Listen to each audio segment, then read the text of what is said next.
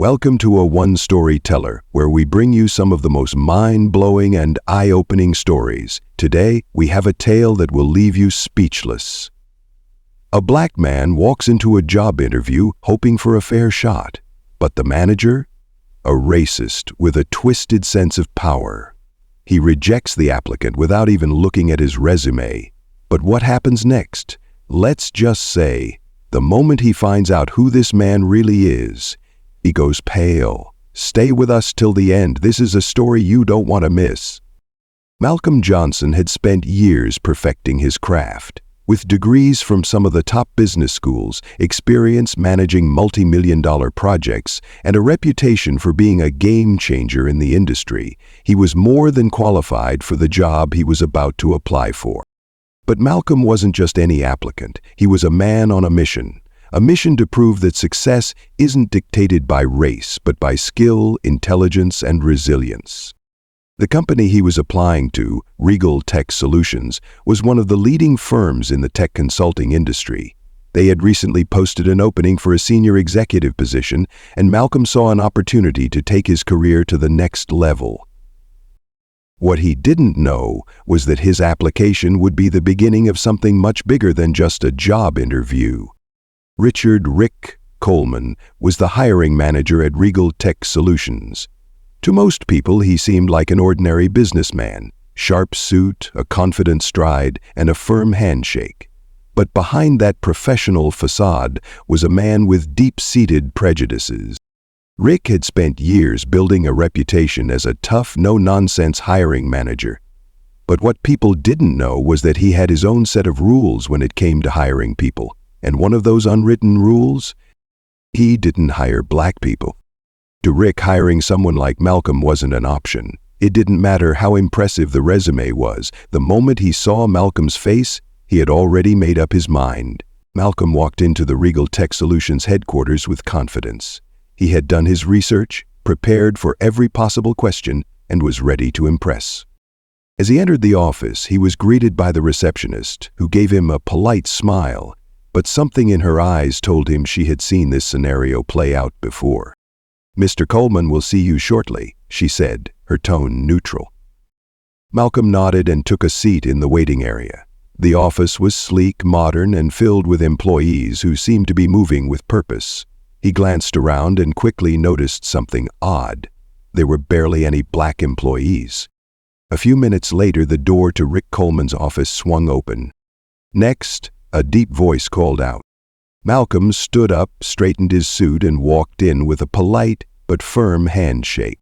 Rick barely looked up from his desk. Instead, he skimmed through Malcolm's resume for less than 5 seconds before setting it aside. "Listen," Rick said, leaning back in his chair. "I'll be straight with you. I don't think you're a good fit for this company." Malcolm frowned. "You haven't even asked me any questions."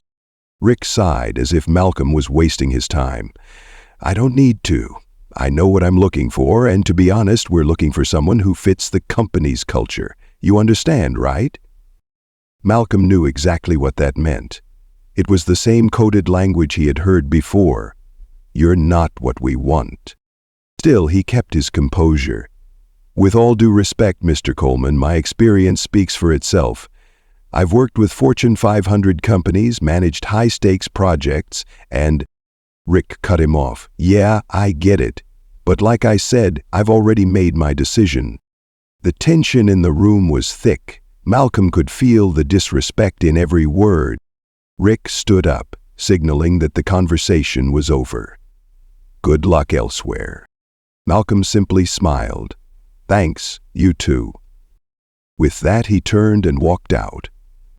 What Rick didn't know was that Malcolm wasn't just an applicant. He was someone with connections, power, and influence that could shake Regal Tech Solutions to its core. As soon as Malcolm left the building, he made a phone call. "It happened again," he said. On the other end of the line was none other than David Carter, the CEO of Regal Tech Solutions. "You're kidding," David responded, his voice sharp with anger. "Nope," Malcolm said. "He didn't even interview me, just took one look and turned me away." Silence followed for a moment before David spoke again. "Come back tomorrow. This time, you won't be an applicant. You'll be my business partner." Malcolm grinned. "Now that's the kind of meeting I'm looking forward to." The next day, Rick Coleman walked into the office like any other morning. He had already forgotten about Malcolm. To him, it was just another day, another rejection. But as he sat at his desk, his phone rang. It was his boss, the CEO himself. "Rick, I need you in the conference room, now." Rick straightened his tie, confused but not concerned. He had been with the company for years. Why would he be worried? As he entered the conference room, he froze. Sitting at the head of the table was Malcolm Johnson. David Carter stood beside him, his expression unreadable. "Rick," David began, his voice cold, "I'd like you to meet our new strategic partner, Malcolm Johnson." Rick felt his stomach drop. "Excuse me?" David continued, "Malcolm isn't just an applicant. He's one of the top business strategists in the industry, and as of today, he'll be working closely with us on major projects." Rick's face went pale. His body stiffened as he realized what was happening. He had just rejected the man who now held power over his entire career. Malcolm finally spoke, his voice calm but firm. "Nice to see you again, Mr. Coleman. I think we'll be seeing a lot more of each other." Rick swallowed hard. His career was now hanging by a thread. Over the next few weeks, Malcolm worked directly with the company's leadership. His ideas transformed the business, making it more profitable than ever before. As for Rick, his past hiring discrimination came to light. Employees who had been afraid to speak up before finally had the courage to share their stories. One by one, complaints surfaced, and soon, HR had no choice but to take action. Rick was fired, and as he packed up his desk, he realized one thing: his own prejudice had cost him everything. What goes around comes around. Rick thought he had power, but he didn't realize that real power comes from respect, skill, and integrity. Malcolm didn't need revenge. He let karma do the work for him. If you enjoyed this story, don't forget to like, subscribe, and hit that notification bell. We've got more jaw-dropping stories coming your way. Stay tuned to A1 Storyteller, where the truth always wins.